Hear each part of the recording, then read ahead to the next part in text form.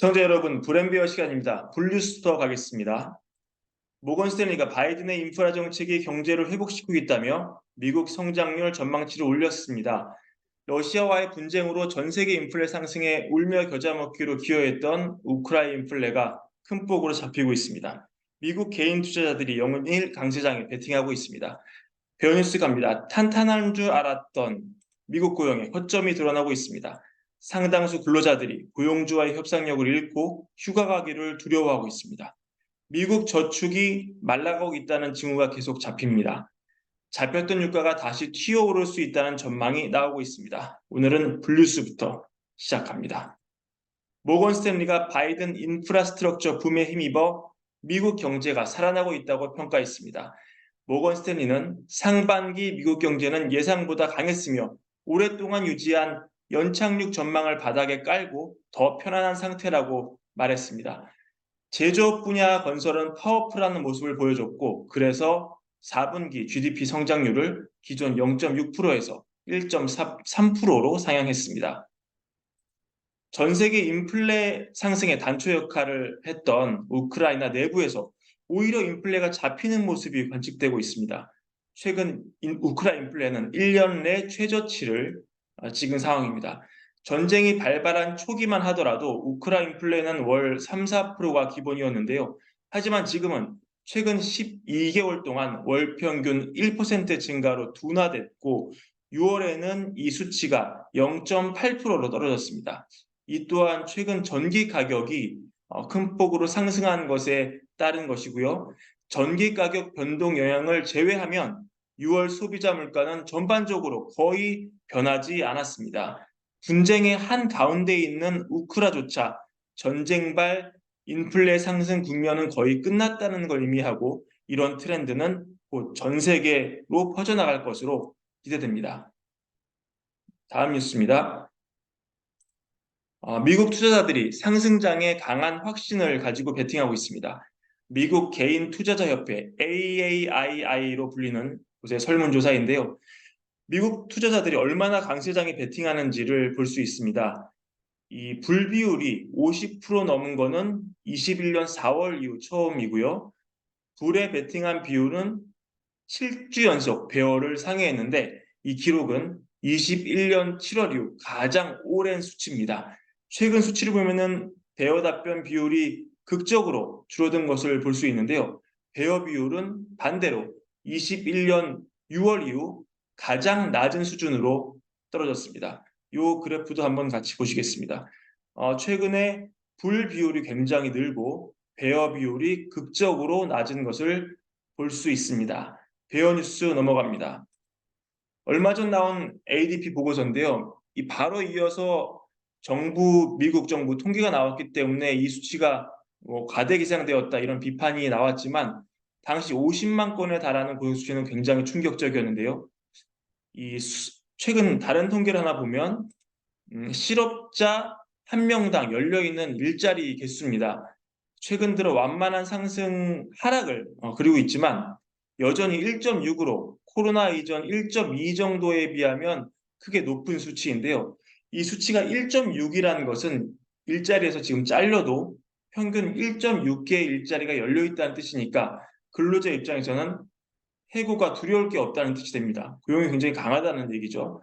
하지만 현 시점에서 보여주는 설문조사 분위기를 보면 꽤 다른데요, 온도차가. 캘리포니아에 본사를 둔 ELVTR이라는 연구기관이 최근 연구를 했는데 무려 55%의 근로자들이 해고가 무서워서 휴가 일정을 줄이거나 아예 휴가를 취소하고 있습니다. 고용 통계에 잡히지 않는 전혀 새로운 현상이 지금 실시간으로 진행 중이라는 그런 얘기입니다. 이 연구기관은 일자리를 잃을 가능성이 실제로 있기 때문에 많은 사람들이 휴가를 가지 않는다고 말을 하고요. 지난 5월에 18세 이상의 미국 근로자 1,800명을 조사했는데요. 이 중 미국 근로자 37%가 휴가를 적게 쓰고 20%는 휴가 자체를 포기하고 있다는 그런 내용이 담겨 있습니다. 이유는 크게 두 가지인데요. 일단 최근에 물가가 너무 올랐지만 임금은 그것 대비 누적해 훨씬 덜 올랐기 때문에 근로자들이 일을 더하지 않으면 먹고 살기가 너무 힘들어졌다는 그런 얘기입니다. 그래서 일자리에 대한 갈망이 너무너무 심해졌고 평소보다 더 많은 시간을 일하고 있다는 그런 뜻이 되겠습니다. 또 근로자가 한때 가졌던 강력한 협상력도 이제는 없어졌다는 조사 결과가 나왔는데요.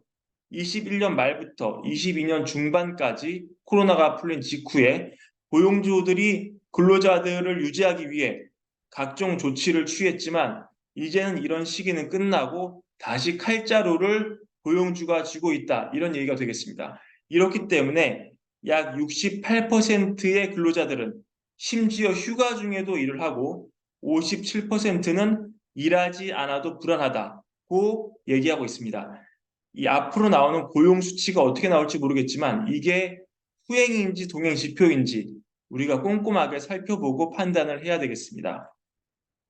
미국 저축이 말라가고 있다는 얘기가 계속 나오고 있는데요.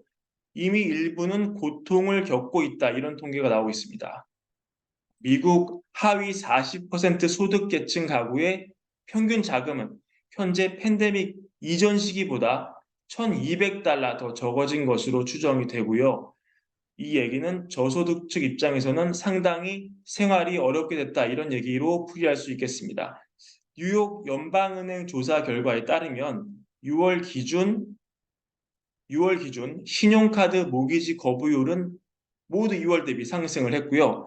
S&P에 따르면 프라임 계층, 그러니까 굉장히 신용이 높은 계층이죠. 프라임 계층 자동차 대출 연체율이 12년 만에 5월 기준으로 가장 높은 수준을 기록했습니다. 서브프라임, 그러니까 등급이 좋지 않은 분들이죠. 이분 대출자에게는 5월 기준으로 기록상 이미 최고 수준을 기록했습니다. 이 얘기는 탄탄해 보이는 미국 경제 일각이 өл망하고 있다. 이런 뜻으로 해석하면 되겠습니다. 유가가 다시 불안해지면서 인플레를 자극할 수 있다. 이런 얘기가 나오는데요. 이미 유가는 최근 기록한 박스권 상단을 이탈한 상황이고요.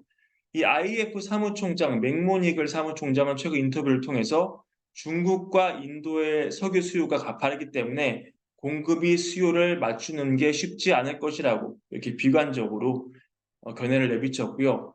지금 그가 왜 유가가 뛰지 않느냐 이런 질문에는 순전히 지금 경기 침체가 올 거라는 그런 우려감이 이 불안감이 시장을 잠식하고 있기 때문이지 이 같은 우려가 거치면 유가 상승 랠리가 본격화될 수 있다. 이렇게 그는 전망을 했습니다. 이 얘기는 다시 인플레가 자극될 수 있다. 유가발 인플레가 다시 돌아올 수 있다. 이런 얘기로 해석하면 되겠습니다.